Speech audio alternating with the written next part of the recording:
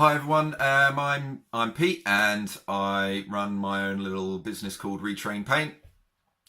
You are already on my website, Facebook page, blog, vlog, YouTube channel somewhere or other, and you're watching me anyway, so you already know where you are. I don't know why I bothered to tell you, but hello anyway. What I want to talk to you about today is our brain and its involvement in movement.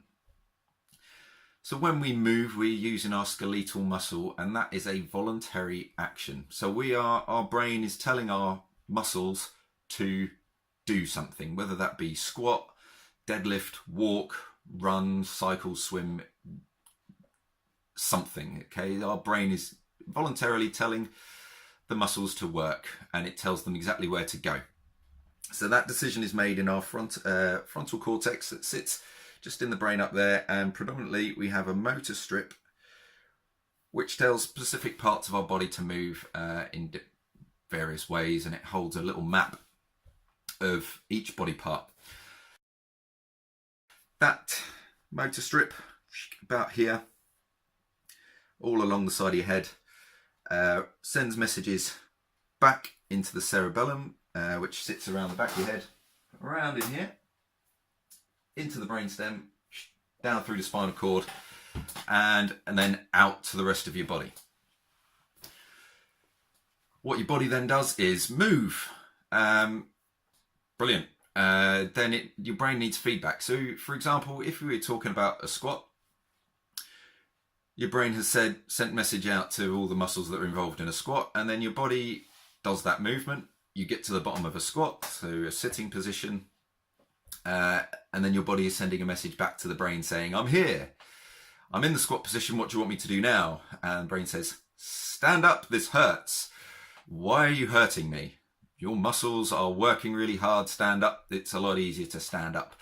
So you stand back up, or fall over, depending on how much weight is on your back. And that is how our body sends and receives messages. So the message comes back up into the spinal cord, in through the brainstem, into the cerebellum again. I'm pointing at the back of my head. Okay, it's in there. And then your sensory cortex, which is just behind the motor cortex, receives all of that information, processes it, and then reports back to the frontal cortex and says, I'm here, this is what's happened, what should I do now? Frontal cortex says, let's squat again, it's fun. Because we're mad, and that's what we do when we go to the gym, because we haven't done enough sitting around all day at work. We go over to the gym and pretend to sit down with heavy weights on our backs again. It's mind-blowing, but hey ho, that's another story. So that's how our brain works, and it all works on electrical communication, chemical signaling as well, but let's talk about the electricity for now. If you've seen my previous video that I filmed earlier, put out probably a week or two ago, I was an electronics engineer in the army for a long time, so I understand a little bit about how electrical communication happens, magnetism, and all this stuff is coming out in a later video, and how I can use that communication within our body to assess where problems lie. So, a nice simple example of what could happen. Let's talk about a car radio for a second. Okay, maybe on a little bit of an older car where you have to actually tune it in a little bit. So over time, what can happen is the radio goes a little bit out of tune. And you need to retune it from time to time to get it back onto the full channel. Otherwise, you get this static noise. And that static noise can be really irritating. It might not really affect you all that much. The sound that you're getting, it might not really affect you, might not bother you too much, but it's there. Over time, that static noise might get louder and louder and louder and louder as you get more and more out of tune. And if we apply this back to our body, what that could mean is my shoulder works perfectly well. Brilliant, I can get it up there, I can reach back, and I'm totally not in pain. Over time, we might get this little bit of noise, and my arm might only come up to here. And then over a little bit longer, Now we're starting to get a little bit of pain, but I can only lift my arm up to, say, 90 degrees now. Eventually, shoulder says, ow, I don't work anymore. It really, really hurts to lift up past here. I can't do it. And it's at that point that you go and find some form of therapy, or you kind of just get on with it, or you work around, you find something to do to try and fix that pain, which is brilliant. Many varieties of therapy is going to work, okay, and they're all fantastic, okay, but mine's better. Mine's really good, okay.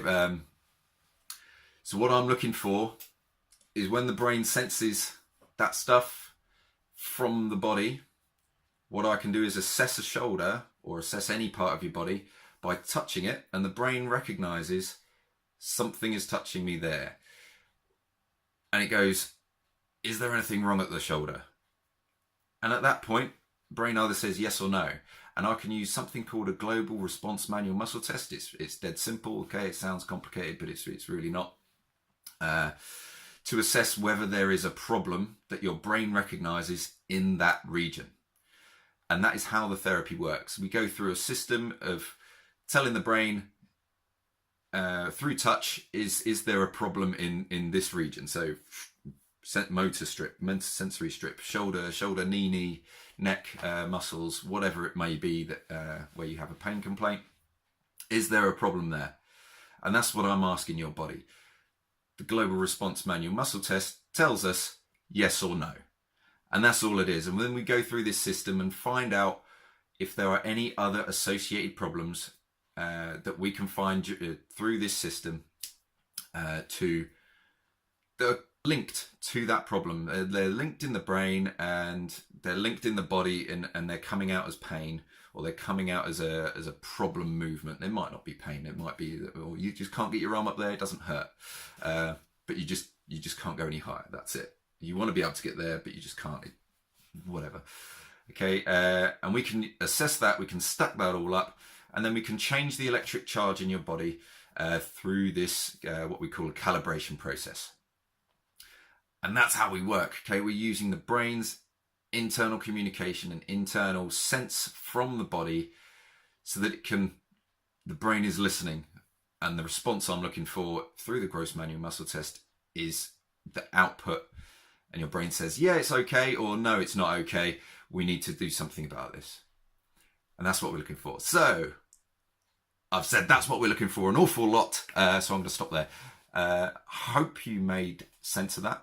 If you have any questions, queries, or if you want to get in touch about getting some therapy from me or another applied movement neurology practitioner, please get in touch via my website, or send me a message. I'll have links, contact details, etc. at the end of this. Speak to you soon.